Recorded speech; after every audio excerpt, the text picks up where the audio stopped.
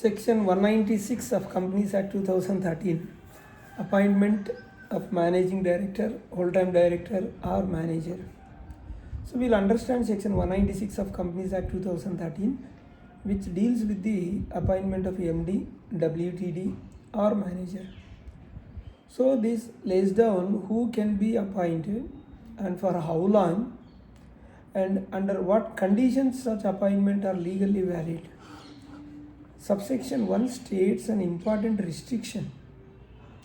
Company cannot appoint or employ both a managing director and manager at the same time. It can have either a managing director or a manager, but not both together. So this is what about subsection 1. This ensures clarity in executive leadership and avoids overlapping authority. And if you see subsection 2, which deals with the tenure of the appointment, no company shall appoint or reappoint a managing director, WTD or manager for a term of exceeding 5 years at a time. No company shall appoint or reappoint a managing director, whole-time director or a manager for a term exceeding 5 years at a time. So further, reappointment cannot be made earlier than 1 year before the expiry of the existing term. So this prevents expressively long or indefinite appointments and ensures periodic review of performance and suitability.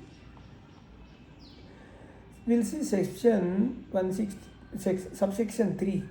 Subsection 3 prescribes eligibility conditions based on age, financial status and background nature, criminal background. We'll see in detail. A company cannot appoint or continue a person first who is below 21 years and has attained age of 70 years.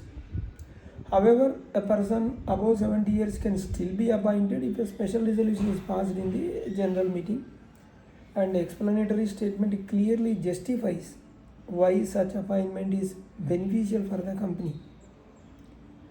Further, if a special resolution is not passed but votes favor exceeds votes against and the central government is satisfied, yes, that the appointment is most beneficial to the company, then such appointment is valid. Still, it is still be allowed on application by the board.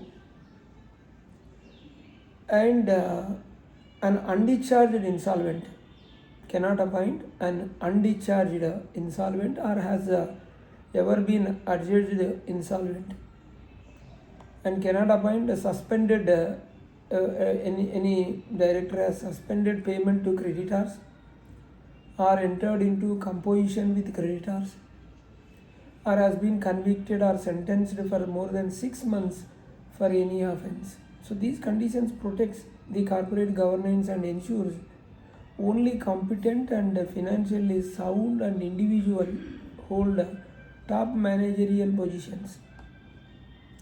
Subsection 4 is the procedural heart of section 196. Subject to section 197 and schedule 5, the appointment, terms and conditions, remuneration must be approved by the board of directors at a duly convened board meeting. The shareholders at the general meeting by ordinary or special resolution as applicable. The central government only if the appointment is not accordance with the part 1 schedule 5. So the notice for the board or general meeting must include the terms of appointment, remuneration, nature of interest of the directors if any. Further, a written of allotment MR3 must be filed with the registrar in the prescribed form. This is MR1 within 60 days of appointment. Subsection 5 gives legal protection to act done before approval. If the appointment is not approved if the appointment is not approved in the general meeting, so any act performed by the person before such rejection shall not be treated as a invalid. So this is a protection is given. Protection to third parties and the company from legal uncertainty. Now let's understand the exceptions and modifications. If you see private companies, subsection 4, subsection 5 do not apply. This means no mandatory shareholder approval. This is for private companies. No requirement of central government approval. And no procedural rigidity of MR1 filing. I just said written up MR1 filing. So this is as per the notification dated 5th June 2015. Even exceptions for government companies, subsection 2, subsection 4, subsection 5 do not apply for government companies. So no 5-year tenure restriction is there for government companies, no shareholder approval requirement, no central government approval under Schedule 5. This is also as per the notification 5th June 2015. Even for specified IFSC public companies, subsection 4 does not apply. They are exempted from shareholders approval, Schedule 5 compliance, notification dated 4th January 2017.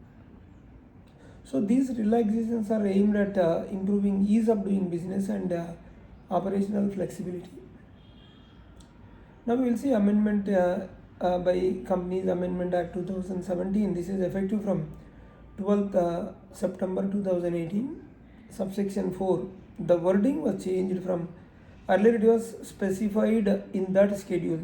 Now it is changed to specified in part 1 of that schedule. So this amendment clarified that only part 1 of schedule 5 governs the eligibility and conditions, while part 2 and part 3 deal with the remuneration limits and special circumstances.